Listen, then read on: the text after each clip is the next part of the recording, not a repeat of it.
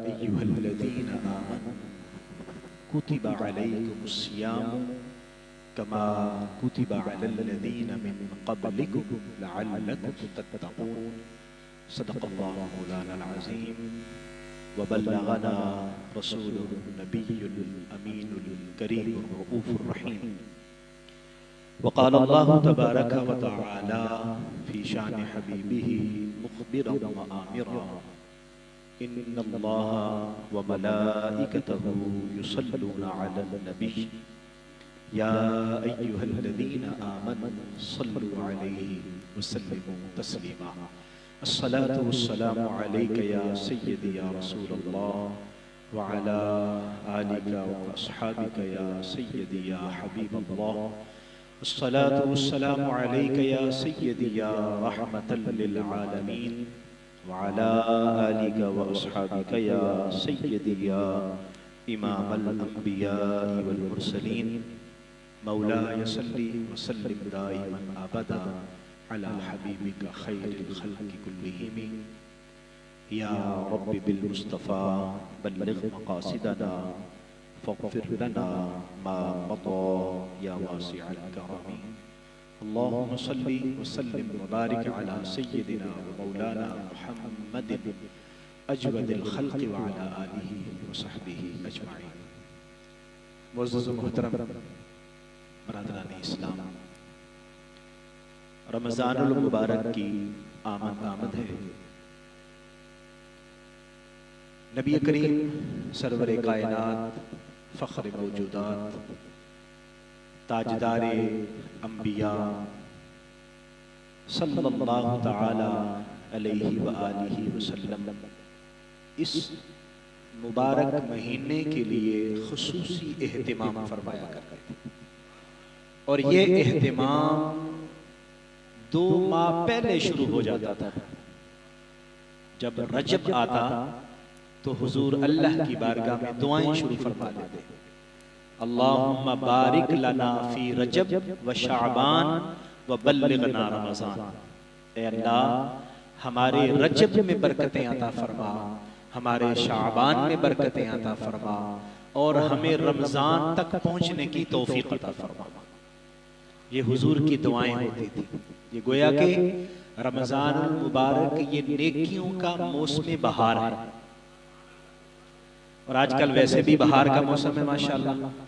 آپ دیکھتے ہیں کہ کیسے پھول کھل رہے ہیں، کلیاں چٹک رہی ہیں، غنچے خوشبو بکھیر رہے ہیں، ہر طرف ہمیں رنگا رنگ ماحول نظر آ رہا ہے، اور وہ درخت جو خزاں کی وجہ سے اپنے پتے جھاڑ چکے تھے ان کی کونپلیں پھوٹ رہی ہیں، سبزہ ہی سبزہ، رنگینی ہی رنگینی ہر طرف نظر آ رہی ہے۔ اب آپ دیکھیے کہ یہ ہمارا موسم بہار ہے، اور جو رمضان نیکیوں کا موسم بہار ہے اس میں کیا ہوتا ہے؟ اس میں گناہوں کے پتے جھڑنا شروع ہو جاتے ہیں، نیکیوں کی کونپلیں کھلنا شروع ہو جاتی ہیں، اور بھلائیوں کے پھول مہکنا شروع ہو جاتے ہیں، اور ہر طرف نیکیوں کی خوشبو پھیلنا شروع ہو جاتی ہے۔ انسان کے نیک اعمال ہر طرف گلی محلوں میں ہمیں اللہ کے ذکر کی صدائیں آتی ہیں، ہر مسجد سے قرآن مجید فرقان حمید کی تلاوت، نماز تراویح اور فجر کی نماز، درس قرآن، نیک اعمال، صدقہ و خیرات، زکوٰۃ، یہ سارا نیکیوں کا موسم بہار شروع ہو جاتا ہے۔ ظاہر بات ہے جب بہار آنی ہوتی ہے نا، آپ کبھی دیکھیے بہار سے کچھ عرصہ پہلے، اب دیکھیے گا یہ جو ہمارا ادھر کینٹ کا علاقہ ہے خاص طور پر، اس طرف جائیں تو آپ کو مالی نظر آئیں گے، گوڈیاں کرتے ہوئے، پانی دیتے ہوئے، جگہ جگہ پر اپنی ڈیوٹی سر انجام دیتے ہوئے، تاکہ جیسے ہی موسم بہار آئے ہم نے یہ پودے لگائے ہیں اس میں پھول لگنے شروع ہو جائیں، اور پھر جیسے موسم آتا ہے وہ پھول لگنے شروع ہو جاتے ہیں۔ آپ دیکھیے میرے آقا کریم صلی اللہ علیہ وآلہ وسلم جو 2 مہینے پہلے اہتمام فرماتے تھے، وہ اسی لیے فرماتے تھے لوگ تیاری شروع کر دیں، لوگ اپنی دل کی بنجر زمین میں گوڈی شروع کر دیں، دل کی بنجر زمین کو آباد کرنا شروع کر دیں، اب اس میں نیکیوں کے بیج لگانا شروع کر دیں، پھر شعبان المعظم آتا ہے، حضور شعبان میں کثرت سے روزے رکھا کرتے تھے تاکہ لوگوں کو روزے کی عادت پڑنا شروع ہو جائے۔ حضور صلی اللہ علیہ وسلم نے فرمایا کہ شعبان کی جو 15ویں رات، جو شب برات، آپ نے ماشاءاللہ اس میں عبادت بھی کی ہوگی، یہ اہتمام ہے اصل میں سارے کا سالہ رمضان المبارک کے لیے، تاکہ جیسے ہی یہ مہینہ آئے ہم اس کے استقبال کے لیے تیاری شروع کر دیں۔ نبی کریم صلی اللہ تعالی علیہ وآلہ وسلم نے باقاعدہ طور پر صحابہ کرام کو اس کے اہتمام کی تلقین فرمائی۔ حدیث مبارکہ میں آتا ہے، حضرت سلمان فارسی رضی اللہ تعالی عنہ اس حدیث مبارکہ کو روایت فرماتے ہیں۔ آپ فرماتے ہیں کہ ایک مرتبہ رمضان المبارک کی آمد سے ایک دن پہلے، یعنی شعبان المعظم کا آخری دن تھا، نبی کریم صلی اللہ تعالی علیہ وآلہ وسلم نے ہمیں خطبہ دیا۔ حضور علیہ السلام نے ارشاد فرمایا، ایھا الناس انہو قد عزل لکم شہر عظیم مبارک، لوگو تمہارے پاس ایک عظیم برکتوں والا مہینہ آ چکا ہے۔ حالانکہ ابھی آنے والا تھا، آیا نہیں تھا، آ رہا تھا، لیکن حضور صلی اللہ علیہ وسلم نے یذلکم نہیں فرمایا کہ وہ آئے گا، حالانکہ مستقبل میں آنا تھا۔ حضور نے فرمایا نہیں، ازلکم، آ چکا ہے۔ مطلب یہ ہے کہ تم ریڈی ہو جاؤ، تم نے تیاری کر لینی ہے، تاکہ جیسے ہی اس کی بابرکت گھڑیاں شروع ہوں تم اس کے لیے تیار ہو۔ قد ازلکم شہر عظیم مبارک، عظمتوں والا شہر، برکتوں والا مہینہ وہ تمہارے پاس آ چکا ہے۔ پھر حضور علیہ السلام نے اس مبارک مہینے کی فضیلتیں بیان فرمائی۔ آج آپ کے سامنے میں وہ حدیث مبارکہ عرض کرنا چاہ رہا ہوں جو حدیث مبارکہ ہمارے آقا کریم صلی اللہ علیہ وسلم نے اپنے پیارے صحابہ کو بیان فرمائی، اور جو خطبہ حضور نے اپنے صحابہ کو دیا، میں وہ خطبہ آپ کی خدمت میں عرض کرنا چاہتا ہوں کہ میرے آقا کریم صلی اللہ علیہ وسلم نے کس طرح اس مبارک مہینے کی تیاری کے لیے صحابہ کرام کو پہلے ریڈی کر دیا۔ فرمایا کہ یہ مہینہ آ گیا، یہ ایسا مہینہ ہے، فیہ لیلۃ، اس میں ایک ایسی رات ہے، خیر من الف شہر، جو 1000 مہینوں سے افضل رات ہے، 1000 مہینوں سے افضل رات۔ اب وہ رات تو آخری عشرہ میں تقریباً آتی ہے، بعض روایات ہے کہ آخری عشرہ کی طاق راتوں میں، بعض محدثین یہ بھی فرماتے تھے کہ پورے رمضان میں کسی جگہ بھی آ سکتی ہے۔ ہمارے بزرگ فرماتے ہیں اگرچہ زیادہ روایات یہ ہیں کہ آخری عشرے کی طاق راتوں میں آتی ہے، اور بعض روایات اس پر بھی دلیل ہیں کہ آخری عشرے میں جو 27ویں رات ہے وہ لیلۃ القدر میں اس میں ہوتی ہے، لیکن ہم کو کنفرم نہیں بات کر سکتے، بزرگوں کی باتیں ہیں، ہم آپ کی خدمت میں عرض کرتے ہیں۔ لیکن ہمارے بزرگ بڑی خوبصورت بات کرتے ہیں، کہتے ہیں حضور نے اس کو مطلق رکھا ہے، فرمایا ہے کہ وہ مہینہ جس میں ایک رات ایسی ہے جو 1000 مہینوں سے بہتر ہے۔ تو یہ ہمیں تلقین کی گئی ہے کہ رمضان المبارک کی کوئی رات بھی اللہ کے ذکر اور اللہ کی عبادت سے خالی نہیں جانے چاہیے، اور وہ رات کہاں سے شروع ہوتی ہے؟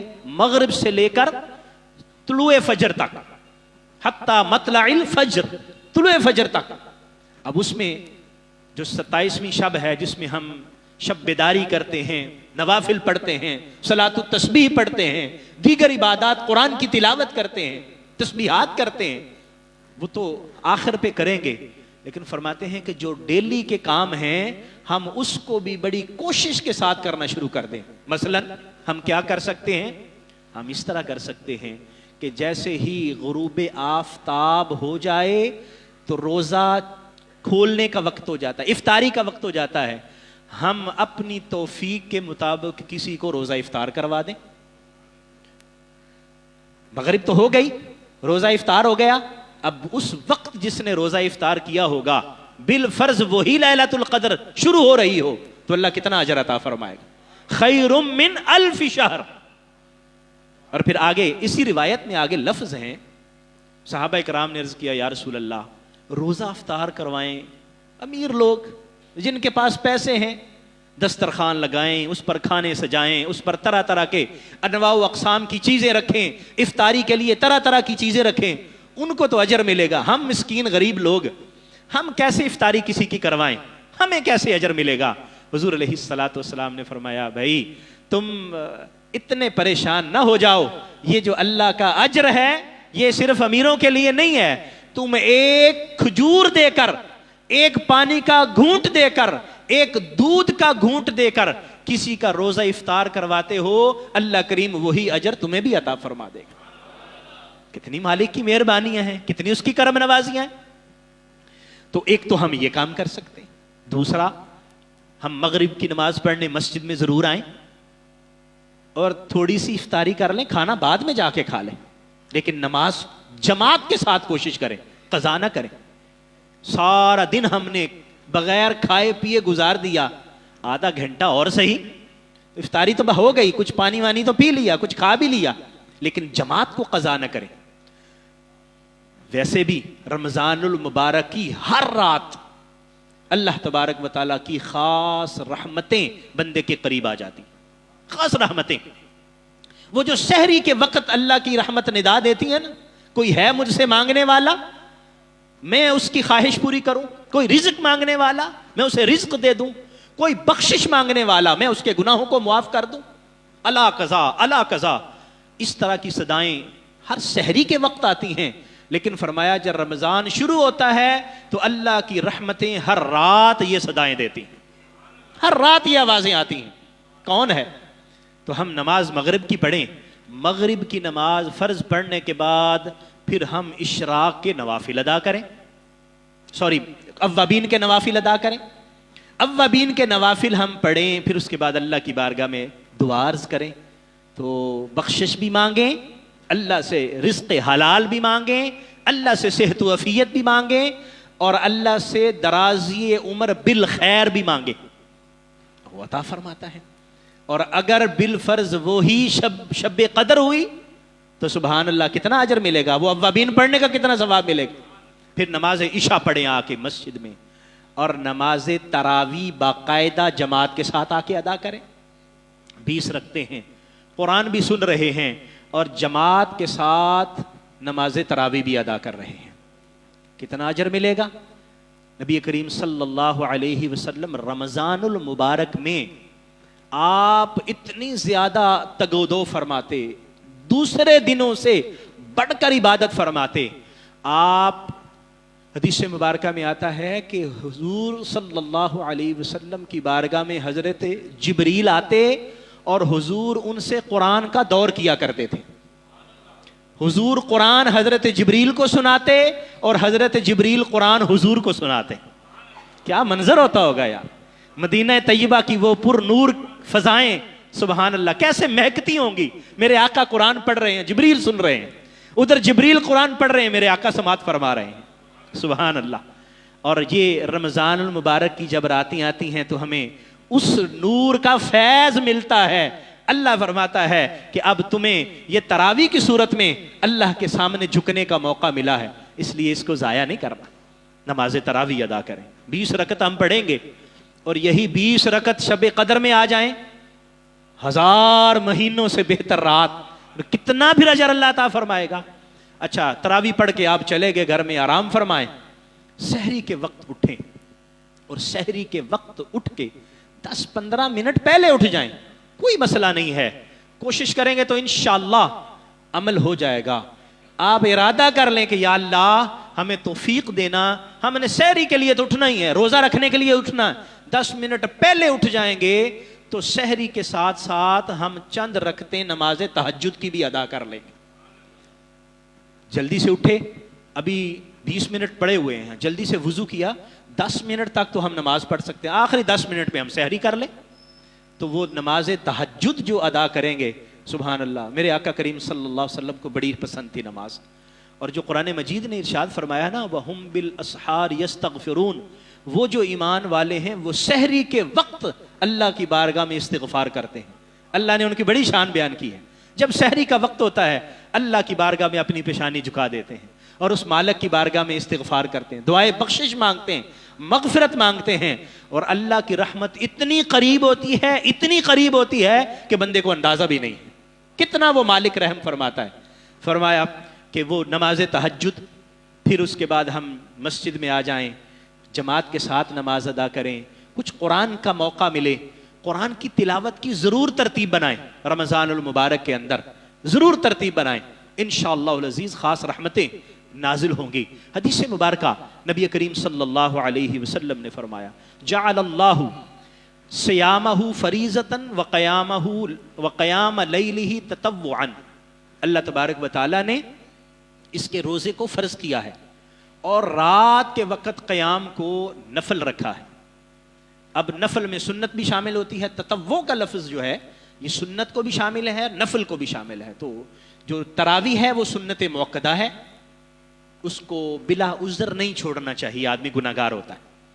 اور باقی نوافل ہیں، تہجد کے نوافل ہیں، یہ دیگر نوافل ہیں، وہ نفلی عبادت ہے، پڑھ لیں گے تو ثواب ملے گا، نہیں پڑھیں گے تو گناہ نہیں ہوگا۔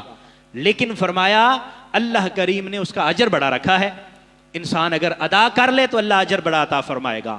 من تقرب فیہ بخصلۃ من خصال الخیر، کوئی آدمی اس مبارک مہینے میں نیکی کا کوئی کام بھی کرتا ہے۔ جب ہم نفل کی بات کرتے ہیں نا تو عام طور پر ہمارے ذہن میں 2 رکعت نماز نفل، 4 رکعت نماز نفل ہی آتا ہے، لیکن میں عرض کروں نفل کا مطلب کیا ہے؟ کوئی بھی وہ عبادت جو اللہ نے ہم پر فرض نہیں فرمائی وہ نفل ہے۔ اس میں صدقہ کرنا بھی نفل میں شامل ہے، اس میں کسی کی مدد کرنا بھی نفل میں شامل ہے۔ حضور صلی اللہ علیہ وآلہ وسلم نے ارشاد فرمایا اماطۃ الاذى عن الطریق صدقہ، رستے سے تکلیف دہ چیز کو ہٹا دینا یہ بھی صدقہ ہے۔ اب رستے میں جا رہے ہیں، کوئی پتھر پڑا ہوا ہے، کوئی ٹہنی پڑی ہوئی ہے، کوئی چیز پڑی ہوئی ہے جو گزرنے والوں کے لیے دشواری کا باعث ہو سکتی ہے، آپ اس کو اٹھا کے سائیڈ پہ رکھتے ہیں، پاؤں کے ساتھ اٹھا کے سائیڈ پہ کرتے ہیں، اللہ کریم اس پر صدقے کا ثواب عطا فرماتا ہے۔ چھوٹا سا کام ہے۔ اسی طرح اور عبادت کے چھوٹے چھوٹے کام ہیں، اللہ کریم اس پر اجر عطا فرماتا ہے۔ اور آپ رمضان المبارک میں کوئی ایسا کام کرتے ہیں، فرمایا کہ جو اس میں ایک نیکی کا کام کرتا ہے کمن ادا فریضۃ فیما سواہ، وہ ایسے ہے جیسے غیر رمضان میں اس نے فرض ادا کیا ہے۔ رمضان میں نفل کرنے کا کوئی بھی نیکی کا کام جو فرض نہیں ہے وہ کرنے کا اتنا اجر ملتا ہے جیسے غیر رمضان میں آپ نے اپنا فرض ادا کیا ہے۔ یہ میرے آقا کریم صلی اللہ علیہ وسلم ارشاد فرما رہے ہیں۔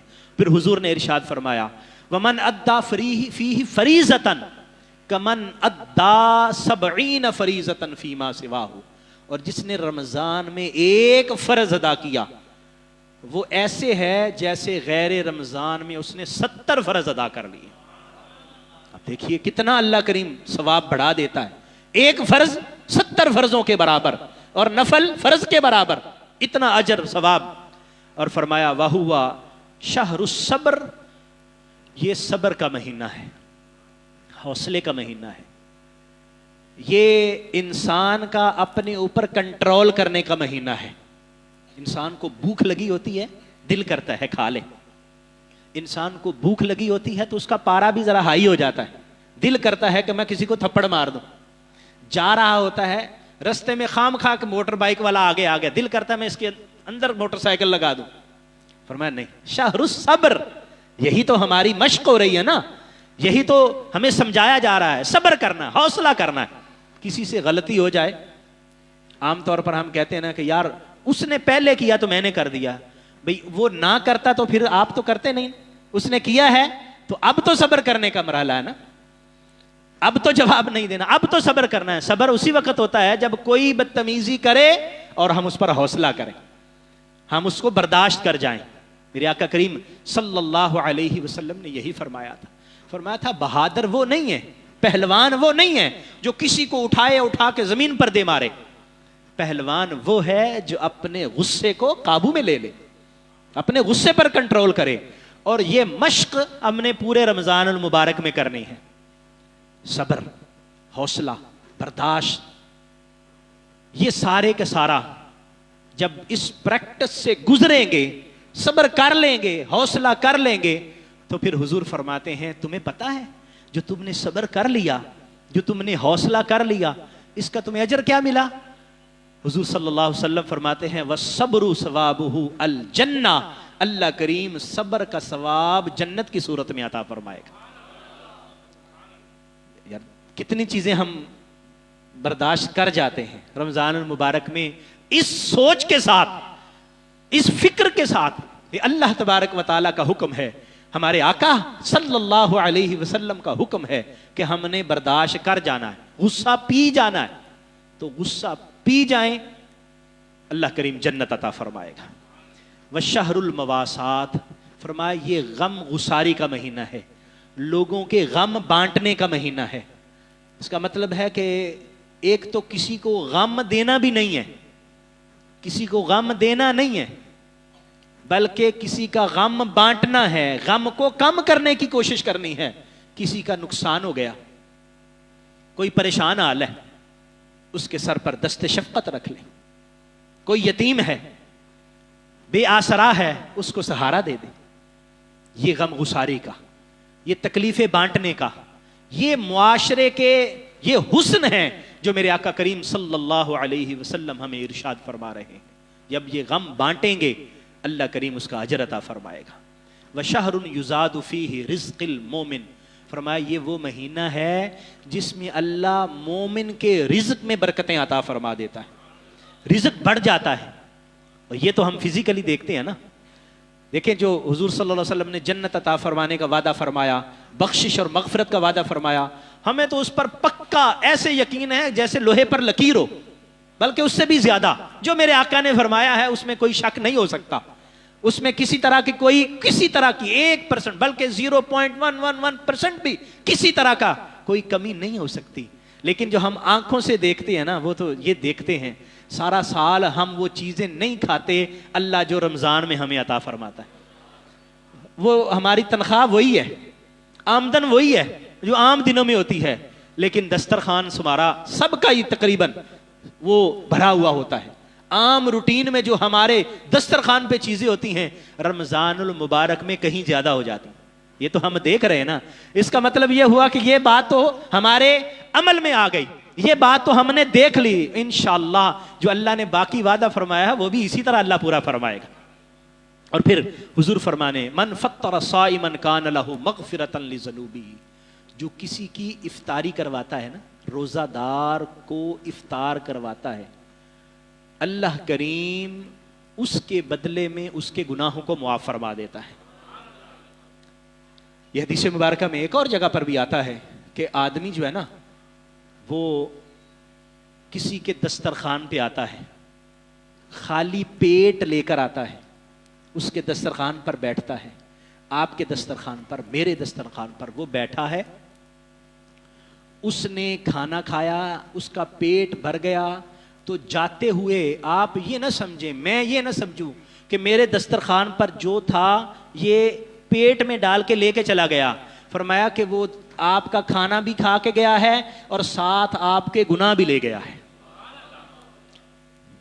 گناہوں سے بھی آپ کو۔ اور یہ سودا ماڑا نہیں ہے۔ اگر ہمارے دسترخوان سے چند لقمے کسی کو مل جائیں، اور پھر ہم کون ہوتے ہیں کسی کو لقمے دینے والے؟ دینے والا تو وہ مالک ہے نا، ہمیں تو سبب بنایا ہے نا، ہمیں تو سبب بنایا ہے، اور دینے والا وہ ہے۔ اور حضور سرور کائنات صلی اللہ علیہ وسلم کی ایک حدیث ہے، حضور فرماتے ہیں پوچھا گیا کہ بتائیے جنت میں داخلے کے اسباب کیا کیا ہیں؟ حضور نے اس میں ایک سبب جو بیان فرمایا ہے نا، وہ حضور فرماتے ہیں اطعام الطعام، بھوکوں کو کھانا کھلانا۔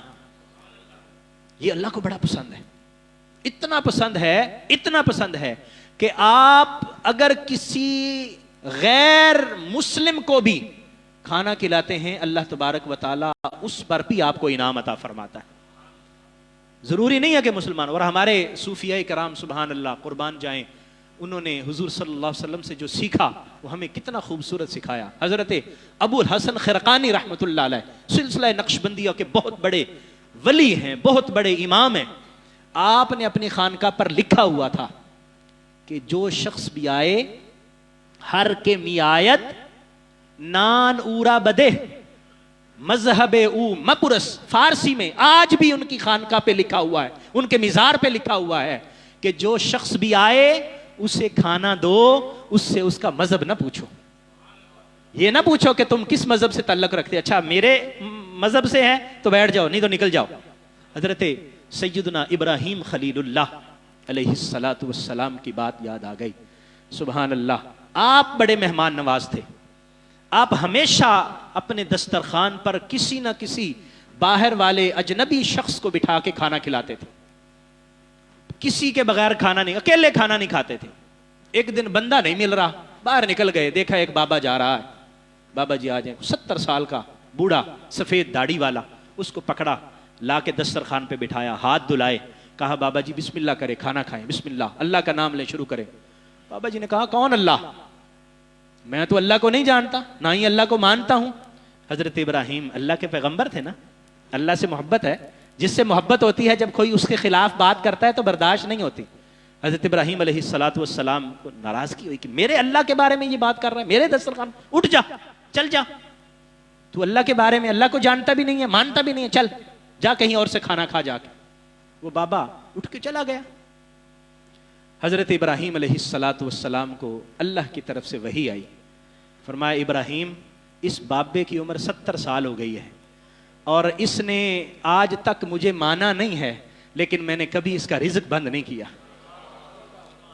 میں نے کبھی اس کا لقمہ اس سے پیچھے نہیں رہنے دیا، ہمیشہ اس کو رزق دیا ہے. ایک دن تیرے سامنے اس نے ایسی بات کی ہے اور تو نے اس کی روٹی بند کر دی، ایسا تو نہیں کرنا چاہیے. حضرت ابراہیم اٹھے، بھاگ کے گئے، جا کے اس بابا جی کو لے کے آئے، اس کو لا کے بٹھایا. اس نے کہا ہوا کیا ہے؟ پہلے تو نے مجھے اٹھا دیا تھا، اب کیا ہوا؟ کہا جس اللہ کو تو نہیں نہ مانتا، اس اللہ نے مجھ سے ناراضگی کا اظہار کیا ہے کہ میری مخلوق ہے، میرا بندہ ہے، تو نے اس کو اپنے دسترخوان سے اٹھا دیا. وہ بابا کہتا اچھا اللہ نے کہا؟ ہاں اللہ نے کہا. بابا کہنے لگا ابراہیم پہلے مجھے کلمہ پڑھا، کھانا میں بعد میں کھاؤں گا. وہ مالک کتنا کریم ہے کہ میں اس کو مانتا نہیں ہوں، پھر بھی میرے رزق کا کتنا اہتمام کرتا ہے. آج مجھے روٹی نہیں مل رہی تھی، جا رہا تھا، اپنے نبی کو اس نے بھیجا، جا اس کو بلا کے لا اور میرے بندے کو روٹی کھلا. جب وہ بندہ جو اس کو نہیں مانتے ان کے ساتھ اس طرح کا برتاؤ کرتا ہے تو جو اس کو ماننے والے ہیں، جو اس کے سامنے اپنی پیشانیاں جھکاتے ہیں، جو اس کے سامنے سجدہ ریز ہوتے ہیں، جو اس کی بارگاہ میں آنسوؤں کی مالا پیش کرتے ہیں، آنسوؤں کے موتی گراتے ہیں، اس کی بارگاہ میں اپنی عاجزی اور انکساری پیش کرتے ہیں، آپ اندازہ لگائیے اللہ ان پر کتنا کرم فرمائے گا، اللہ ان پر کتنی مہربانی فرمائے گا. میرے آقا کریم صلی اللہ علیہ وسلم نے فرمایا یہ مہینہ جو مبارک مہینہ آ رہا ہے یہ ہے شہر المواسات، لوگوں کے غم بانٹنے کا مہینہ ہے. اس لیے آنکھیں بند کریں، غم بانٹتے جائیں، نہ دیکھیں کہ آپ کس کا غم بانٹ رہے ہیں. وہ کون ہے؟ اللہ کی مخلوق تو ہے نا. اللہ نے ان کو عزتیں دی ہیں، اللہ نے ان کو سانسیں دی ہیں، اللہ نے ان کو زندگی دی ہے. اللہ کی مخلوق اس دنیا میں زندگی گزار رہی ہے اور انسان، سبحان اللہ، انسان تو انسان رہا، اگر اللہ کی مخلوق ایک جانور کی صورت میں بھی ہو تو اللہ تعالیٰ اس پر شفقت کرنے والوں کو جنت عطا فرما دیتا ہے. حدیث مبارکہ میں آتا ہے کہ ایک خاتون، ایک فاحشہ خاتون، کریکٹر کی ٹھیک نہیں ہے، جا رہی ہے، رستے میں دیکھا کہ ایک کنواں ہے، اس کنویں کے کنارے پر ایک کتا مٹی چاٹ رہا ہے، پیاس لگی ہوئی ہے، پانی پینا ہے، لیکن کنویں سے پانی کیسے نکلے؟ اس عورت نے اپنی جوتی اتاری، اپنے کپڑے کے ساتھ اس کو باندھا، کنویں میں لٹکایا، پانی بھرا اور اس کتے کو پلا دیا. حضور فرماتے ہیں اللہ نے اس کی وجہ سے اس عورت کی بخشش فرما دی. اندازہ لگائیں آپ. تو پھر ہم اللہ کی مخلوق کے لیے شفقت کرنے والے بنے، ان کا غم بانٹنے والے بنے. جب ایک جانور، اور وہ جانور جس کو ہم سمجھتے ہیں پلید جانور روایات میں بھی، لیکن اس کے ساتھ شفقت کرنے کا اللہ اتنا اجر عطا فرماتا ہے، تو جو انسان ہے اشرف المخلوقات ہے، اس کے ساتھ شفقت کرنے کا اللہ کتنا اجر عطا فرمائے گا. اس لیے میرے آقا نے فرمایا شہر المواسات، یہ غم گساری کا مہینہ ہے. من فطر صائمن کان لہ مغفرۃ لذنوبہ وعتق رقبتہ من النار، بخشش بھی فرما دے گا روزہ کھلانے سے، اور اللہ جہنم سے آزادی کا پروانہ بھی عطا فرما دے گا۔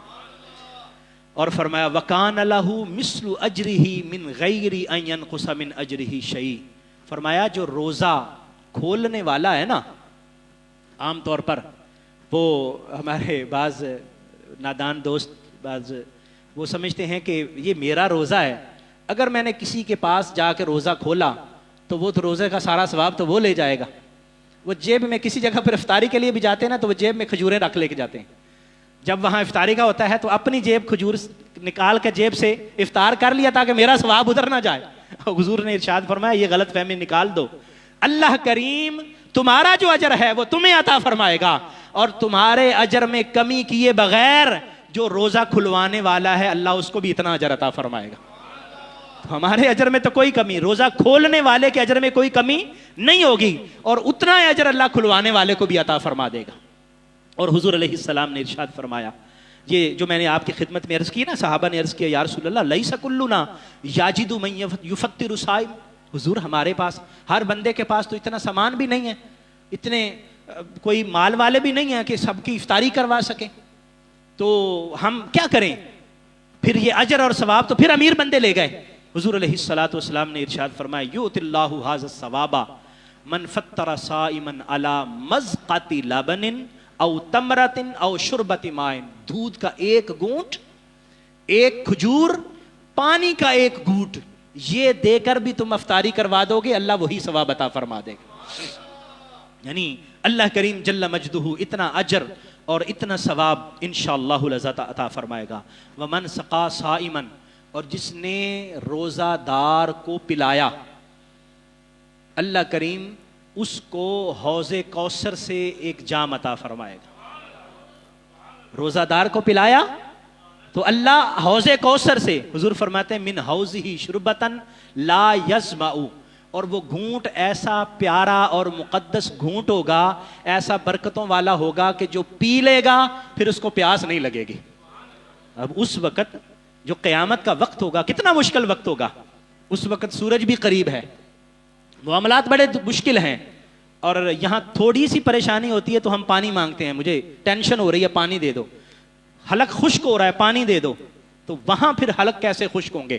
لیکن حضور فرماتے ہیں روزہ دار کو تم پانی پلا دو، ایسا جام ملے گا پھر وہ پیاس بھی اللہ تبارک و تعالی ختم فرما دے گا۔ اور حضور علیہ الصلوۃ والسلام نے ارشاد فرمایا اس مہینے میں آپ نے کیا کرنا ہے، وَهُوَ شَهْرٌ أَوَّلُهُ رَحْمَةٌ، پہلا حصہ اس کا رحمت کا ہے، وَأَوْسَطُهُ مغفرہ، درمیانہ حصہ بخشش و مغفرت کا ہے، وَآخِرُهُ عِتْقٌ مِّنَ النَّارِ، اور آخری اشرا یہ جہنم سے آزادی کا ہے۔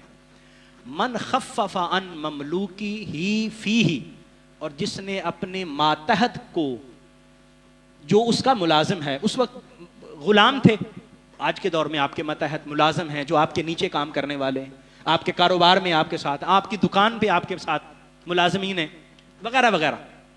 فرمایا جو رمضان میں ان پر تخفیف کرتا ہے، ان کے بوجھ کو کم کر دیتا ہے، حضور فرماتے ہیں غفر اللہ لہ، اللہ کریم اس کے بھی بخشش فرما دیتا ہے۔ یہ رمضان ہے، رمضان میں 8 گھنٹے ڈیوٹی ہے، چلو 2 گھنٹے کم کر دیں، بھائی تم نے 6 گھنٹے ڈیوٹی کرنی، روزہ دار ہو 6 گھنٹے ڈیوٹی کیا کرنی، اچھا پہلے تم اتنا کام کرتے ہو اب تھوڑا کم کر دو، رمضان المبارک، تو اللہ کریم اس کا اجر اور اس کا ثواب عطا فرمائے گا۔ اور حضور سرور کائنات صلی اللہ علیہ وآلہ وسلم نے ارشاد فرمایا کہ جب رمضان المبارک کی پہلی رات آتی ہے، پہلی رات، اللہ کریم اپنے بندوں کی طرف نظر رحمت فرما دیتا ہے۔ اذا کان اول لیلۃ من شہر رمضان، جب رمضان کی پہلی رات آتی ہے اللہ اپنے بندوں کی طرف نظر رحمت فرماتا ہے۔ اب جب اللہ نظر رحمت فرماتا ہے تو پھر ہم جولیاں پھیلا کر اس کی نظر رحمت کو وصول کرنے والے بنے نا، ایسا نہ ہو کہ وہ نظر رحمت فرمائے اور ہم غیر حاضر ہوں، وہ تقسیم کر رہا ہے اور ہماری جولیاں پھیلی ہوئی نہ، ہماری جولیاں ہم کہیں اور مصروف ہیں، اللہ نظر رحمت فرماتا ہے، اور اگر وہ نظر رحمت ہم پر پڑ گئی اس کا فائدہ کیا ہوگا؟ حضور فرماتے ہیں نظر اللہ الی خلقہ، اللہ اپنی مخلوق کی طرف دیکھتا ہے. وَإِذَا نظر اللہ الی عبد، اور اللہ جب کسی بندے پر نظر رحمت فرما دیتا ہے نا تو پھر اس کو کبھی عذاب نہیں دیتا. لم يعذبہ ابدا، پھر اس کو کبھی عذاب نہیں دے گا. تو ہم رمضان المبارک میں اپنی جھولیاں پھیلا کر اللہ کی بارگاہ میں نظر رحمت وصول کرنے کے لیے تیار رہیں. اور انشاءاللہ یہ مبارک مہینہ ایسے ہوا چلتی ہے، ایسے ہوا چلتی ہے کہ اللہ کریم سب کو اس کا حصہ عطا فرماتا ہے، لیکن اس حصے کے لیے ہمیں تیاری کرنی ہے انشاءاللہ العزیز. ابھی رمضان المبارک میں چند دن باقی ہیں، شاید ایک ہفتہ ہو، تو ہم اس کے لیے کیا کر سکتے ہیں؟ یہ اہم چیز ہے جو ہم نے ابھی سے اپنے ٹائم ٹیبل کو سیٹ کر لینا ہے. میں نے پہلے عرض کیا ٹائم ٹیبل ہر چیز کا ہم بنا لیں. صبح سحری کے وقت انشاءاللہ اٹھیں گے اور 10-15 منٹ پہلے اٹھیں گے، اور انشاءاللہ سحری کرنے سے پہلے نماز تہجد پڑھ لیں گے. نماز تہجد 2 نفل 4 نفل جتنا ممکن ہو سکے، کم از کم 2، زیادہ سے زیادہ جتنے بھی پڑھ لیں، 8 پڑھ لیں، 10 پڑھ لیں، جتنے بھی پڑھ لیں، 2 تو کم از کم. پھر اس کے بعد سحری کریں گے انشاءاللہ، اور اذان ہوگی تو پھر ہم سوئیں گے. یہاں ہمارے چند دوست انہوں نے آواز دی ہے، پیچھے والے میرا خیال ہے اتفاق نہیں کرتے میری بات سے. نیت کر لیں گے تو انشاءاللہ نیت کا بھی اجر ملے گا انشاءاللہ. نماز اذان ہوگی تو ہم سوئیں گے نہیں، انشاءاللہ ہم مسجد میں آ جائیں گے، وضو کریں گے، سنت 2 رکعت سنت پڑھ لی، پھر اس کے بعد بیٹھ کے قرآن مجید کی تلاوت کریں گے. جو ٹائم ہے نا نماز فجر اور اذان فجر کے درمیان والا، یہ بڑا قیمتی ٹائم ہے. جو سحری کا وقت کا ٹائم ہے وہ تو قیمتی ہے ہی، لیکن اولیاء کرام فرماتے ہیں کہ یہ وقت بڑا قیمتی وقت ہے، یہ ضائع کرنے والا نہیں ہوتا. ہم اس میں قرآن کی تلاوت کریں، نماز جماعت کے ساتھ ادا کریں، اور اگر ممکن ہو سکے تو پھر بیٹھ جائیں، مسجد میں بیٹھ جائیں، تلاوت کریں، وظائف پڑھیں، ذکر کریں، سورہ یاسین شریف کی تلاوت کریں، اور پھر نماز اشراق تک بیٹھے رہیں. اور اس کا بھی اللہ تعالیٰ نے بڑا اجر عطا فرمایا. حضور فرماتے ہیں جو نماز فجر ادا کرتا ہے پھر وہیں بیٹھا رہتا ہے، اللہ کے ذکر میں مصروف رہتا ہے، اور پھر نماز اشراق ادا کرتا ہے، اللہ کریم اس کو گناہوں سے ایسے پاک فرماتا ہے جیسے نیا پیدا ہونے والا بچہ گناہوں سے پاک ہوتا ہے. اسی طرح عمرے کے ثواب کا بھی ذکر ملا ہے احادیث مبارکہ میں. ہم کوشش کریں انشاءاللہ العزیز. روزہ رکھا ہوا ہے، پھر ہم نے اپنے جاب پہ جانا ہے، اپنا کام صحیح طریقے سے ایمانداری کے ساتھ کریں. جو کام بھی آپ کر رہے ہیں، آپ کسی جگہ ملازم ہیں، حضور صلی اللہ علیہ وآلہ وسلم نے ارشاد فرمایا نا کہ جس شخص نے روزہ رکھا ہے وہ جھوٹ بولنے سے باز نہیں آتا، وہ غلط کام کرنے سے باز نہیں آتا، تو اللہ کو اس کے بھوکا پیاسا رہنے کی کیا حاجت ہے؟ اگر روزے نے ہمارے کریکٹر پر کوئی اثر نہیں ڈالا، ہماری فکر ہمارے کردار پر اثر نہیں ڈالا، ہم اسی طرح جھوٹ بول رہے ہیں، ہم اسی طرح گالی نکال رہے ہیں، ہم اسی طرح خیانت کر رہے ہیں، ہم اسی طرح رشوت لے رہے ہیں، ہم اسی طرح اپنے جو ہمارے پاس جو کچھ بھی ہے اس میں بے دیانتی سے کام کر رہے ہیں، تو پھر روزے کا اصل مقصد فوت ہو گیا. ہمیں اس کو حاصل کرنے کے لیے اپنے کردار کو بہتر کرنا ہے. رمضان المبارک میں جو پہلے غلطیاں ہوئیں معافی مانگیں. رمضان میں انشاءاللہ 6 گھنٹے 8 گھنٹے کی ڈیوٹی اتنی کریں گے، اور اس میں ہم غلط نہیں کریں گے، ہم چوری نہیں کریں گے، ڈیوٹی کی چوری نہیں کریں گے، وقت کی چوری نہیں کریں گے، اور جہاں پر ہم ملازمت کر رہے ہیں اخلاص کے ساتھ انشاءاللہ ملازمت کریں گے. تجارت کرنے والا اخلاص سے تجارت کرے گا، وہ ہر طرح کے ملاوٹ سے اور تھوڑا ناپنے تولنے سے، ان ساری چیزوں سے بچے گا. انشاءاللہ اللہ کریم اپنا خاص اجر اس پر عطا فرمائے گا اور اس پر نظر کرم فرمائے گا. اور تیسری بات اس حوالے سے جو میں نے خاص طور پر عرض کرنی ہے، سوشل میڈیا ہمارا ٹائم بہت لے رہا ہے، ہم نے اس کو وقت کم کر دینا ہے. وہ وقت ہم نے اللہ کی عبادت کے لیے، وقت ختم ہو گیا، میں ختم کر رہا ہوں. بس یہ ہمارا وقت فیس بک، واٹس ایپ اور یہ چیزیں غیر ضروری بہت زیادہ لے رہے ہیں. ہم نے ان میں وقت کم کرنا شروع کر دیا. اپنا بعض اوقات ضروری ہوتی ہیں یہ چیزیں، بعض اوقات ہمیں اپنی جاب کے کچھ چیزیں ہوتی ہیں، ہمیں واٹس ایپ یوز کرنا پڑتا ہے، بہت سارے کام ہیں، کام کا استعمال کریں. غیر ضروری استعمال ترک کر دے رمضان میں. اس کی جگہ پر حضور پر درود شریف پڑھیں، اس کی جگہ پر اللہ کی بارگاہ میں ذکر کریں، سبحان اللہ والحمدللہ. حضور نے فرمایا 2 ایسے لفظ ہیں، کلمتان خفیفتان علی اللسان ثقیلتان فی المیزان حبیبتان عند الرحمن. 2 کلمے ایسے ہیں زبان پر بڑے ہلکے ہیں، ٹائم نہیں لگتا انہیں پڑھنے میں، لیکن جب کل قیامت کے دن ترازو میں میزان میں رکھے جائیں گے تو بڑے وزنی ہوں گے، اور وہ اللہ کو بڑے پسند ہیں۔ وہ کون سے ہیں؟ فرمایا سبحان اللہ و بحمدہ، سبحان اللہ العظیم۔